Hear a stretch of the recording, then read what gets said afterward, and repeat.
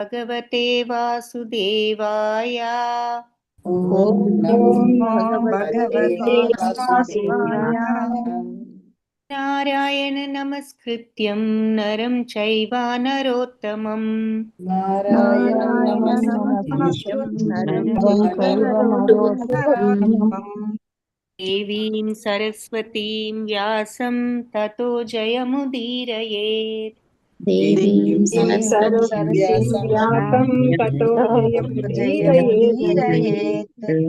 అష్టప్రాయేష్వ భద్రేషు నిత్యం భాగవత సేవయా. నష్టప్రాయేషు భద్రేషు నిత్యం భాగవత సేవయా. భగవతి ఉత్తమ శ్లోకే భక్తిర్భవతి నైష్ఠికీ. భగవతి ఉత్తమ శ్లోకే భగవతి నైష్ఠికీ. హరే కృష్ణ అందరికి. సునీత హరే కృష్ణ. నిన్న 27, 28 శ్లోకాల్లో వ్యాసదేవులు కి ఫైనల్ గా నారద మహాముని మరి ఏ విధంగా ఆయన అమలాత్ముడుగా అనాసక్తుడుగా ఉంటూ పూర్తిగా భగవంతుడి ధ్యానంలోనే ఉంటూ కృష్ణమతుడు అనే మాట వాడారు. అంటే కంప్లీట్ గా ఇక వేరే ఆలోచన లేకుండా, అన్యమైన ఆలోచన లేకుండా శ్రీకృష్ణుడిని సంపూర్ణంగా మనసులోని ప్రతిష్ఠించుకుని అమలాత్ముడై అనాసక్తుడై ఈ భౌతిక తత్వం పట్ల ఆసక్తి లేకుండా మెరుపు వెలుగులు ఒకే కాలంలో సంభవించినట్లు నేను మృత్యువును పొంది ఉన్నాను. భగవంతుడి సహచరులకు తగ్గట్టి ఆధ్యాత్మిక దేహం అనుగ్రహింపబడింది కాబట్టి, అంటే భగవంతుడికి సహచరులు అవ్వాలి అంటే భగవద్ధామంలో ప్రవేశించాలి అంటే మరి భగవంతుడి యొక్క తత్వంలోకి మనం వెళ్ళగలగాలి. అంటే ఆయన యొక్క సాహచర్యానికి అర్హత మరి ఆయన తత్వం, అంతే కదా. మరి భౌతిక తత్వంతో ఆధ్యాత్మిక తత్వంలో ఎలా ఉండగలం?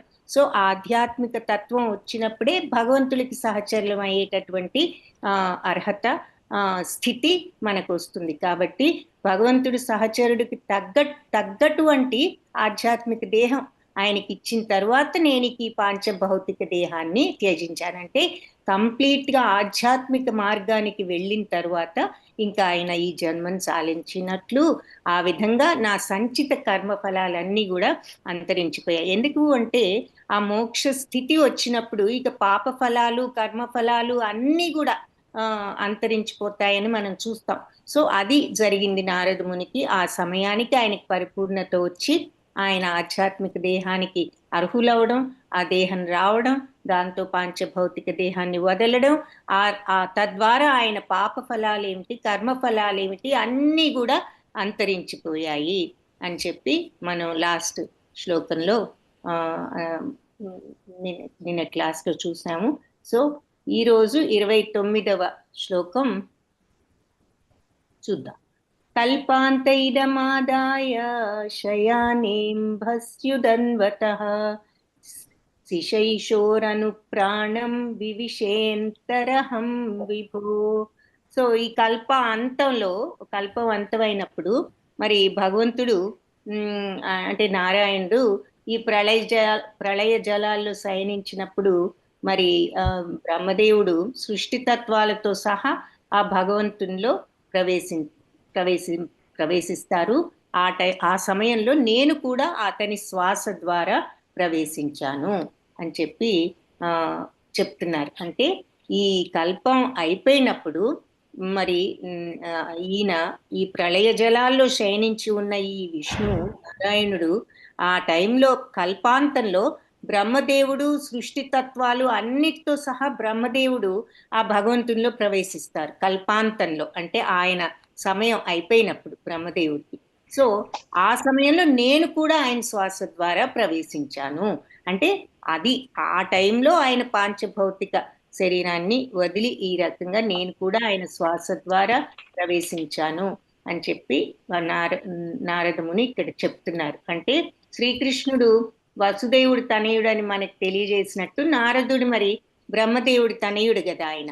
సో భగవంతుడు మరియు నారదుడు ఇటువంటి పరమ భక్తులు, అతని నారదుని వంటి ఆయన భక్తులు వీళ్ళంతా కూడా భౌతిక జగంలో ఒకే రకంగా ఆవిర్భవిస్తారు. అంటే ఒకే రకంగా వాళ్ళు అవతరించడం కానీ వాళ్ళు పుట్టడం కానీ జరుగుతుంది అని ఇక్కడ చెప్తున్నారు. సో భగవద్గీతలో చెప్పినట్లు భగవంతుడి జన్మ కర్మలన్నీ కూడా మరి జన్మకర్మ చ మే దివ్యం అంటారు కదా భగవద్గీతలో. సో ఆయన జన్మ కర్మలు సంపూర్ణంగా ఆధ్యాత్మికాలు.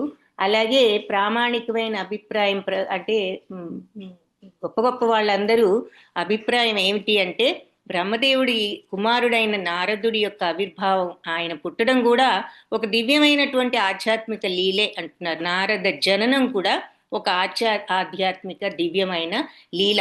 ఆయన పుట్టడము, ఆయన మరి తిరిగి మళ్ళీ ఈ శరీరాన్ని చాలించడం రెండు కూడా భగవంతుడి యొక్క అవతరణలతోనూ ఆయన భగవంతుడు అవతారం చాలించడంతో సమానం అంటున్నారనమాట. నారదుల యొక్క పుట్టుక, ఆయన ఈ ప్రపంచాన్ని వదలడం ఎలాంటి దాంతో పోల్చవచ్చు అంటే భగవంతుడి యొక్క అవతరణతో ఆయన అవతారణ చాలించడంతో పోల్చవచ్చు, దాంతో సమానం అంటున్నారు.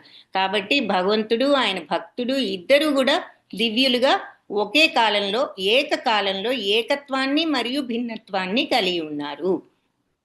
అంటే ఏకత్వాన్ని అంటే ఇద్దరు ఒకే దివ్యమైన కోవకు చెందిన వాళ్ళు కాబట్టి ఏకత్వం అనుకోవచ్చు, మరియు భిన్నత్వం అంటే మరి భక్తుడు భగవంతుడు అని అనుకోవచ్చు. సో అక్కడ పోలిక ఉన్నది, మళ్ళీ ఒకరు భక్తుడైతే ఒకరు భగవంతుడు అన్నది కూడా ఉంది. సో ఏకత్వంలో భిన్నత్వం ఏకత్వం రెండు ఉన్నాయి, ఇద్దరు కూడా దివ్యమైన కోవకే చెందినవారు అని చెప్పి ఇక్కడ మనకి ఈ భాష్యంలో ఇంకా కొద్దిగా ఎక్స్ప్లెనేషన్ ఇస్తున్నారన్నమాట ఈ శ్లోకానికి. సో ఇక్కడ ఇంతకీ నారదులు చెప్పింది ఏమిటి అంటే ఇక ఈ కల్పాంతంలో బ్రహ్మదేవుడు వీళ్ళంతా ఈ ప్రళయంలో ఏ రకంగా భగవంతుల్లో లీనమైపోతారో ఆ సమయంలో నేను కూడా ఆ శ్వాస ద్వారా ఆయనలో ప్రవేశించా. మనం గోలోక చాట్లో చూస్తాం కదా, మరి భగవంతుడు కారణోదక సాయి విష్ణు ఆయన ఊపిరి వదిలినప్పుడు విశ్వాలన్నీ పుడతాయని, ఆయన ఊపిరి లోపలికి పీల్చినప్పుడు ఇవన్నీ కూడా ఆయనలో విలీనమైపోతాయి అని చెప్తా అని అన్నది చూస్తాం గోలోక చాట్లో కూడా. సో ఆ సమయం అన్నమాట ఈ కల్పాంతంలో ప్రళయ సమయంలో అందరితో పాటు బ్రహ్మదేవుడు సృష్టి తత్వంతో సహా ఆయనలో ప్రవేశించేటప్పుడు నేను కూడా అతని శ్వాస ద్వారా ప్రవేశించాను. సో నారదుడి యొక్క పుట్టుక, ఆయన యొక్క ఈ జన్మ, ఇక్కడ భౌతిక జన్మని ఆయన అంతం చేయడం అనేది సామాన్యం కాదు, భగవంతుడి అవతరణతోనూ భగవంతుడి నిష్క్రమణతోనూ సమానం అని చెప్పి చెప్తున్నారు. సో అది ఇక్కడ ఒక ఇంపార్టెంట్ పాయింట్. ఎందుకు అంటే అలాంటి సద్భక్తులు గొప్ప మరి ఎంతో దివ్యమైన వాళ్ళు ఒకే రకమైన ఆల్మోస్ట్ భగవంతుడితో సమానమైన దివ్యత్వం కోవలో ఇద్దరూ ఒకే రకమైన దివ్యత్వం కోవకు చెందినవారు అని చెప్పి చెప్తున్నారు. అంతటి దివ్యమైనటువంటి పరిశుద్ధమైనటువంటి భక్తుడు ఆయన. సో అది ఇక్కడ పాయింట్. సో ఆ రకంగా నారదులు మొత్తం తన యొక్క చరిత్ర చెప్పడం జరిగింది. నెక్స్ట్ శ్లోకాల్లో సహస్ర యుగాలంటే మనం చూస్తాం కదా, బ్రహ్మదేవుడు మరి ఈ 43,200 సంవత్సరాలు అన్నట్లుగా, అంటే దాదాపు 432 కోట్ల సంవత్సరాలు బ్రహ్మదేవుడి యొక్క పగలని, ఇంకొక 432 కోట్లేమో ఆయన రాత్రి అని. సో ఇలా సహస్ర యుగాల తర్వాత అంటే 1000 యుగాలు. 1000 యుగాలు అంటే ఒక్క యుగం కాదు, 1000 యుగ చక్రాలు, 4 యుగాలు కలిపిన యుగం అన్నమాట, దివ్య యుగం. అలాంటి 1000 దివ్య యుగాలు భగవత్ సంకల్పంచే బ్రహ్మదేవుడు సృష్టి కార్యానికి మేల్కొన్నప్పుడు మరి ఈ మరీచి అంగీరసుడు అత్రి ఇట్లాంటి ఋషులందరూ కూడా భగవంతుడి దివ్య దేహం నుంచి ఆవిర్భవించారు. నేను కూడా వారితో పాటు ఆవిర్భవించాను. సో ఎలా ఆ జన్మ అంతమైంది, ఎలా ఈ జన్మ ప్రారంభమైందనే నెక్స్ట్ శ్లోకంలో చెప్పారనమాట. సో మళ్ళీ సృష్టికి మళ్ళీ బ్రహ్మదేవుడు మేల్కొన్నప్పుడు ఈ అత్రి వీళ్ళందరూ సమస్త ఋషులు భగవంతుడి దివ్య దేహంలో నుంచి వచ్చారు. ఆ సమయంలో నేను కూడా వాళ్ళతో పాటు రావడం జరిగింది అని నెక్స్ట్ శ్లోకంలో చెప్పారనమాట. సో అది నెక్స్ట్ శ్లోకం బ్రహ్మదేవుడి పగటి సమయం మనం చూసాం కదా, ఇంత అని భగవద్గీతలో కూడా చూసాము.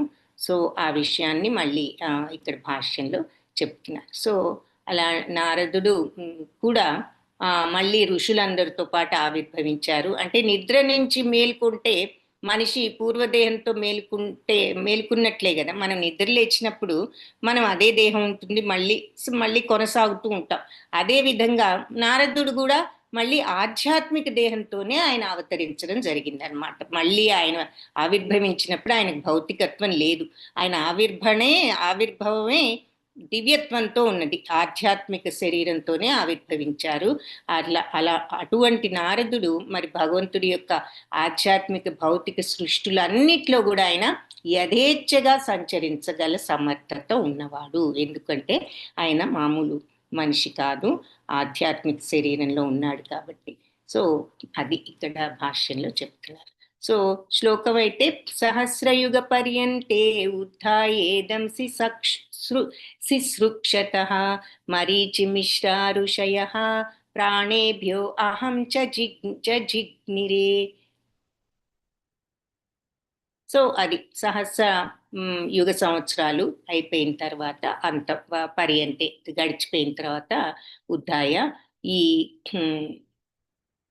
శిశృక్షత అంటే సృష్టించాలని మళ్ళీ భగవంతుడు అనుకున్నప్పుడు మరీచి వీళ్ళంతా ఋషులు తర్వాత ప్రాణేభ్య భగవంతుడి దేహం నుంచి అహం నేను కూడా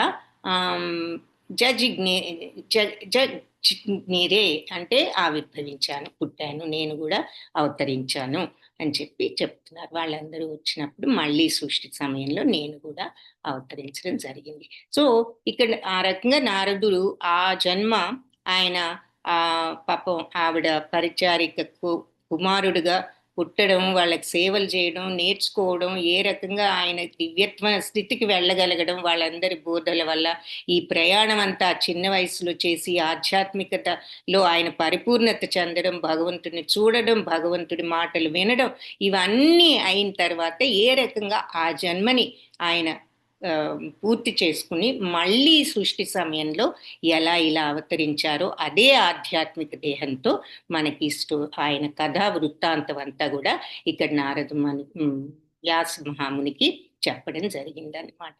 సో అది. సో 30th శ్లోక అది. సో 31st శ్లోక రేపు చూద్దురు కానీ.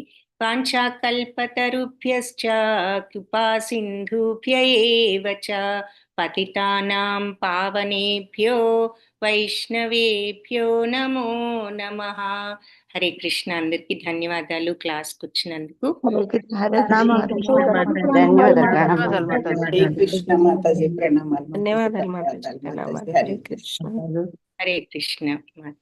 హరే